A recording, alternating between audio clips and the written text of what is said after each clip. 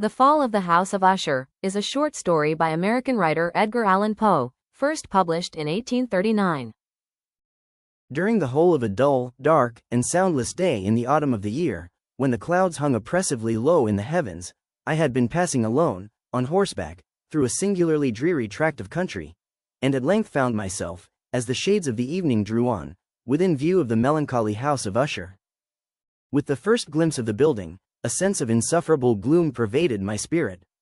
I looked upon the scene before me, upon the mere house, and the simple landscape features of the domain, upon the bleak walls, upon the vacant eye-like windows, upon a few rank sedges, and upon a few white trunks of decayed trees, with an utter depression of soul which I can compare to no earthly sensation more properly than to the after-dream of the reveler upon opium, the bitter lapse into everyday life, the hideous dropping off of the veil.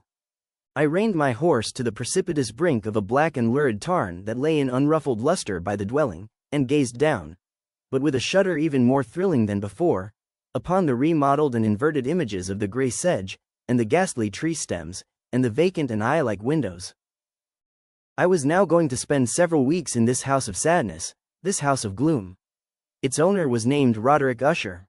We had been friends when we were boys, but many years had passed since our last meeting. A letter from him had reached me, a wild letter which demanded that I reply by coming to see him.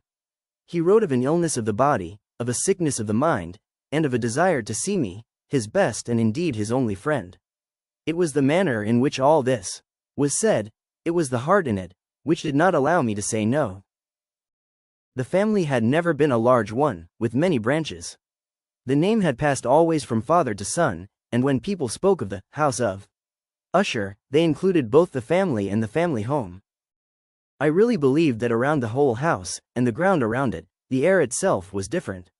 It was not the air of heaven. It rose from the dead, decaying trees, from the grey walls, and the quiet lake. It was a sickly, unhealthy air that I could see, slow-moving, heavy, and grey.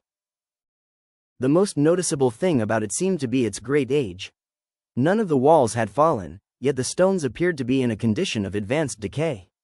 Perhaps the careful eye would have discovered the beginning of a break in the front of the building, a crack making its way from the top down the wall until it became lost in the dark waters of the lake. The room I came into was very large and high. The windows were high, and pointed at the top, and so far above the black floor that they were quite out of reach. Only a little light, red in color, made its way through the glass, and served to lighten the nearer and larger objects. My eyes, however, tried and failed to see into the far, high corners of the room. Dark coverings hung upon the walls. The many chairs and tables had been used for a long, long time. Books lay around the room, but could give it no sense of life. I felt sadness hanging over everything. No escape from this deep cold gloom seemed possible. As I entered the room, Usher stood up from where he had been lying and met me with a warmth which at first I could not believe was real. A look, however, at his face told me that every word he spoke was true. Roderick Usher, could this be the friend of my early years?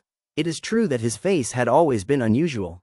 He had gray-white skin, eyes large and full of light, lips not bright in color, but of a beautiful shape, a well-shaped nose, hair of great softness.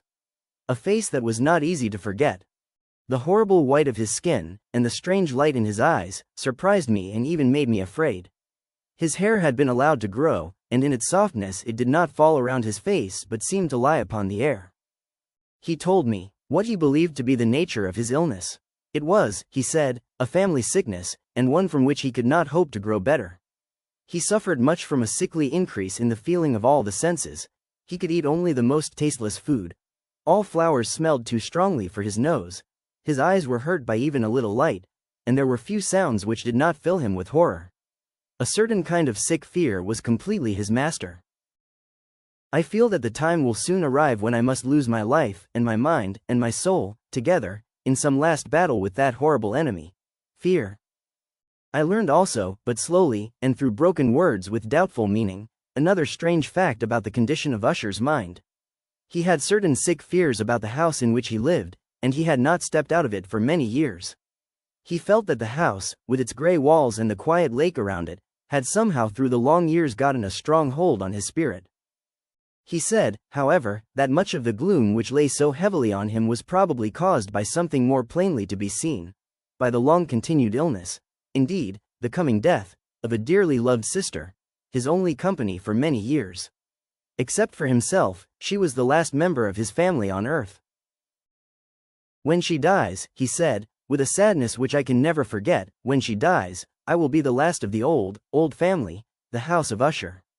While he spoke, the Lady Madeline, for so she was called, passed slowly through a distant part of the room, and without seeing that I was there, went on. The illness of the Lady Madeline had long been beyond the help of her doctors. She seemed to care about nothing. Slowly her body had grown thin and weak, and often for a short period she would fall into a sleep like the sleep of the dead. End of Part 1. Join us in Part 2 of The Fall of the House of Usher, a short story by American writer Edgar Allan Poe.